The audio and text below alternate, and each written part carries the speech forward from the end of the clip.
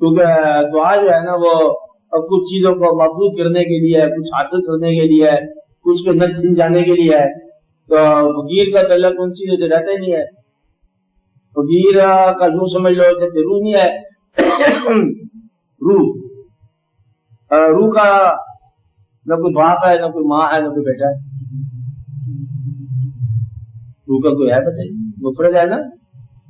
जब आप अपनी रूह के मकाम पे पहुंचते हैं तो फिर इर्द गिर्द के सारे तल्लकात आपको समझ आना बंद हो जाते हैं कि बेटा किसके बेटा, ऐसा लफ्ज कहा एक बुजुर्ग ने, बीवी किसकी बीवी, और वही जल्दी ऐसे तारीख में वाकयात है, कौन किसका क्या, यानी कि वो ऐसा इंसान बदला कि वो अपने हालात और अपने रिश्तेदारियों से ही बाहर निकल गया, पहचान से बाहर निकल गया।